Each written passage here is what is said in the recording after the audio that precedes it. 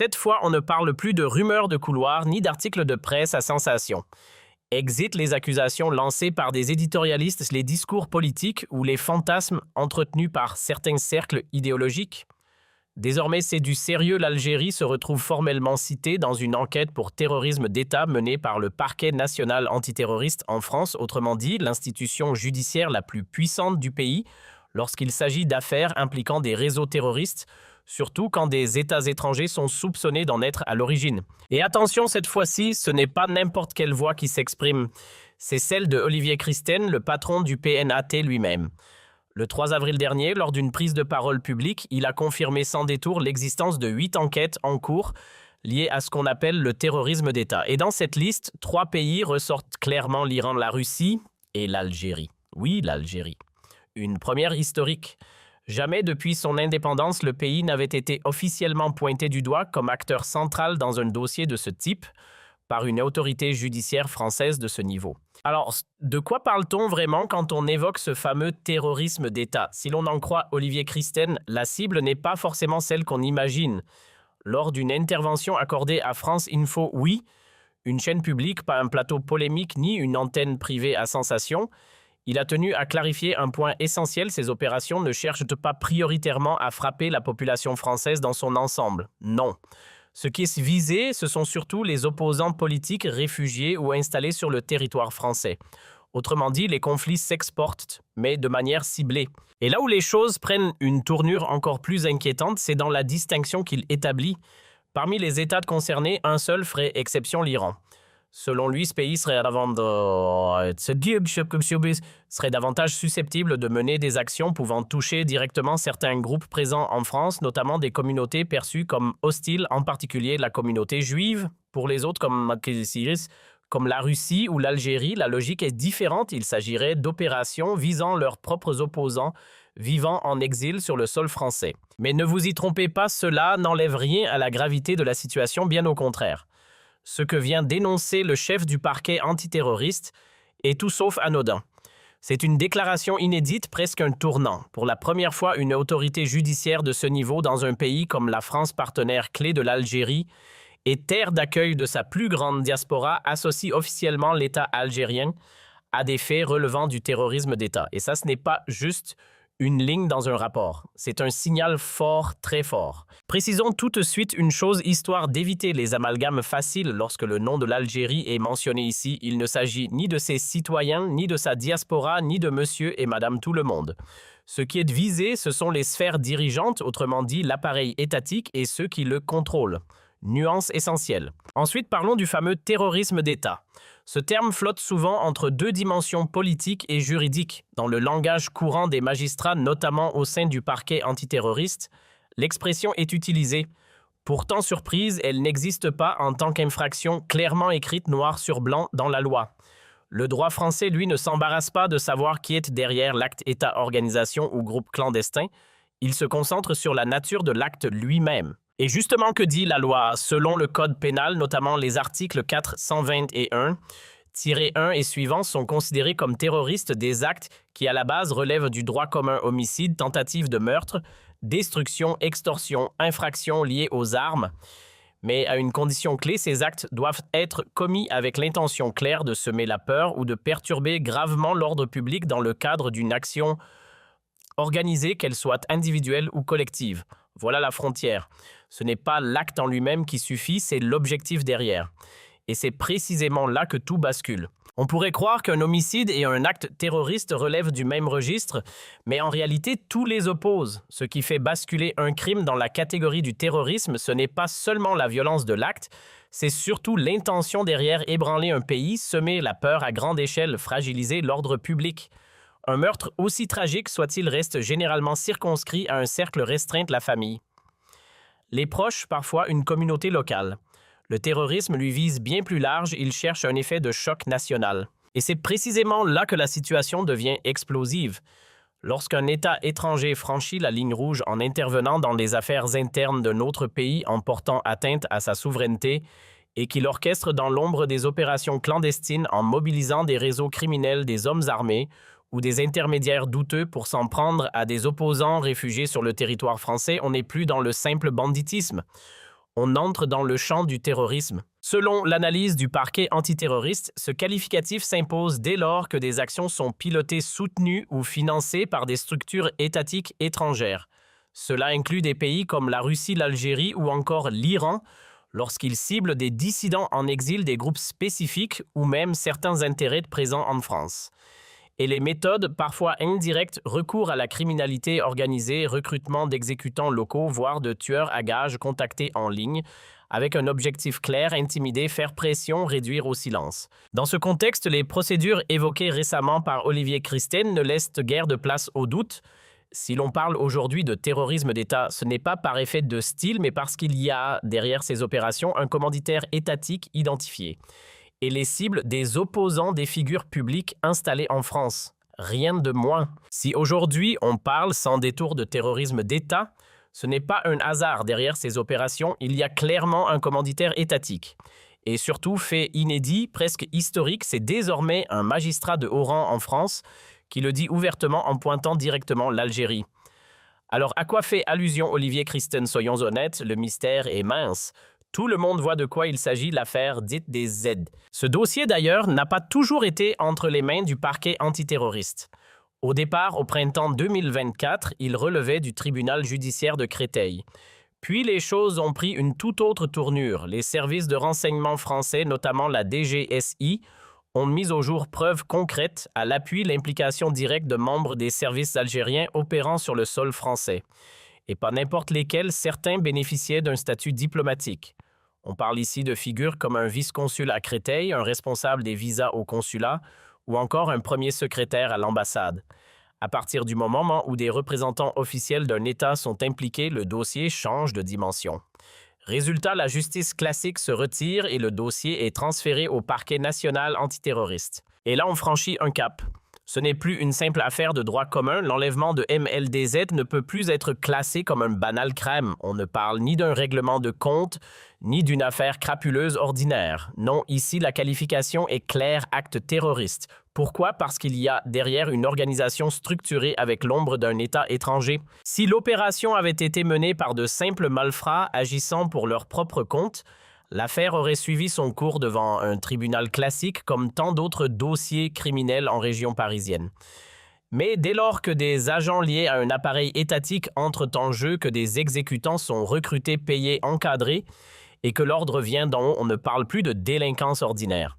Car travailler dans un consulat ou une ambassade, ce n'est pas être un citoyen lambda, c'est agir au nom d'un pays. Et c'est précisément ce qui fait toute la différence. À partir du moment où une puissance étrangère franchit les limites et s'autorise à mener sur le territoire français une opération d'enlèvement avec en toile de fond l'intention de nuire gravement, voire pire, à une cible précise, on ne parle plus d'un simple fait divers. On entre dans une logique bien plus sombre. Personne n'est dupe, ce genre d'opération n'a rien d'une visite de courtoisie. L'objectif n'était certainement pas de lui souhaiter la bienvenue ou de lui offrir des fleurs. Il s'agissait clairement de neutraliser par tous les moyens nécessaires. C'est exactement ce qui justifie l'usage du terme terrorisme d'État. Les accusations sont lourdes. Le régime algérien est soupçonné d'avoir activé des réseaux criminels, mobilisé des intermédiaires douteux, rémunérés des exécutants pour cibler un opposant vivant en France. Autrement dit, utiliser des délinquants comme bras armés pour atteindre un objectif politique. Et il faut être précis, il ne s'agissait pas de frapper la population française ni de commettre un attentat de masse. Non.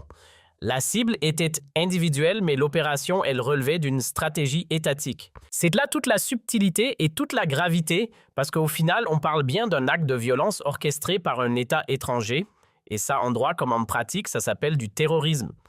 Cela signifie aussi que la France fait face à une intrusion directe, à une infiltration de services étrangers sur son propre sol, ce qui pose une question majeure, celle de sa sécurité nationale. Et ce qui rend la situation encore plus frappante, c'est le caractère inédit de la déclaration du 3 avril 2026. Jusqu'ici, ce genre d'accusation venait de figures politiques comme Bruno Retailleau ou de journalistes d'investigation tels que Mohamed Sifawi, sans oublier certains médias ou sources anonymes relayées par la presse.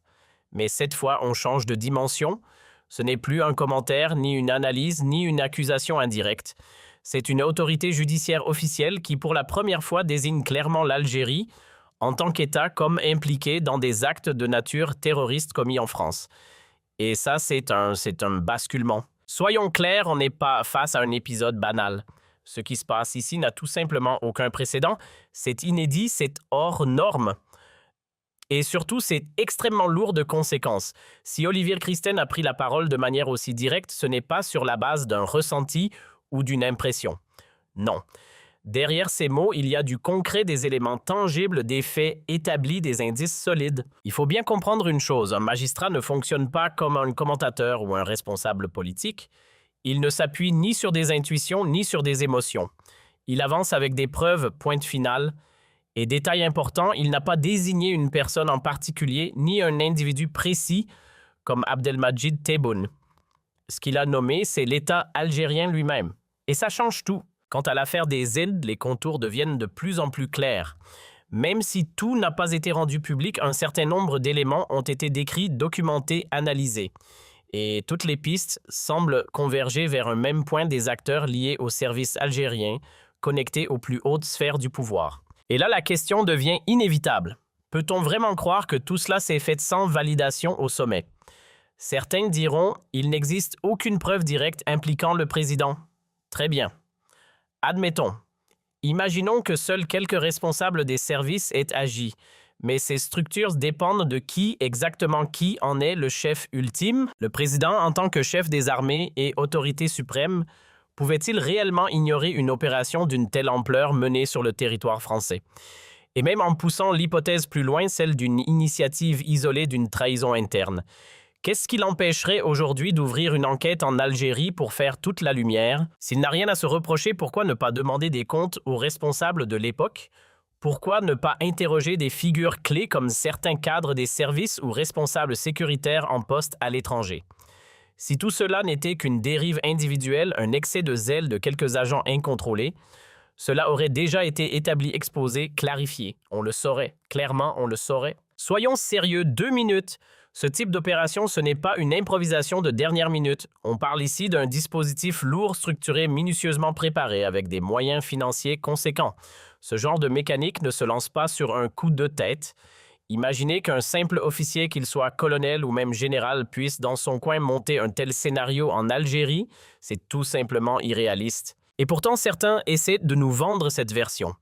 On voudrait nous faire croire que quelques noms des figures comme Mehenna Djebar ou Fatih Moussaoui ou encore d'autres cadres intermédiaires auraient agi seuls par ambition personnelle pour se faire bien voir. Comme si ces hommes avaient décidé un matin de prouver leur loyauté en orchestrant un enlèvement digne d'un film noir dans l'espoir d'obtenir une récompense. Sérieusement, prenons un instant de recul. Des individus comme Smail Air détenus depuis 2025 ou encore certains officiers liés à des fonctions diplomatiques ou sécuritaires auraient-ils vraiment pris le risque de compromettre leur carrière, voire leur vie sur une simple initiative personnelle? Sans validation, sans couverture, sans ordre venu d'en haut? Non. Ce scénario ne tient pas. Une opération d'une telle envergure ne peut exister sans aval politique au sommet de l'État. C'est une évidence. Et ce constat est d'autant plus... Cette fois, on ne parle plus de rumeurs de couloir ni d'articles de presse à sensation. Exit les accusations lancées par des éditorialistes, les discours politiques ou les fantasmes entretenus par certains cercles idéologiques. Désormais, c'est du sérieux. L'Algérie se retrouve formellement citée dans une enquête pour terrorisme d'État menée par le Parquet national antiterroriste en France, autrement dit, l'institution judiciaire la plus puissante du pays, lorsqu'il s'agit d'affaires impliquant des réseaux terroristes, surtout quand des États étrangers sont soupçonnés d'en être à l'origine. Et attention, cette fois-ci, ce n'est pas n'importe quelle voix qui s'exprime. C'est celle de Olivier Christen, le patron du PNAT lui-même. Le 3 avril dernier, lors d'une prise de parole publique, il a confirmé sans détour l'existence de 8 enquêtes en cours liées à ce qu'on appelle le terrorisme d'État. Et dans cette liste, 3 pays ressortent clairement: l'Iran, la Russie et l'Algérie. Oui, l'Algérie. Une première historique. Jamais depuis son indépendance, le pays n'avait été officiellement pointé du doigt comme acteur central dans un dossier de ce type par une autorité judiciaire française de ce niveau. Alors, de quoi parle-t-on vraiment quand on évoque ce fameux terrorisme d'État? Si l'on en croit Olivier Christen, la cible n'est pas forcément celle qu'on imagine.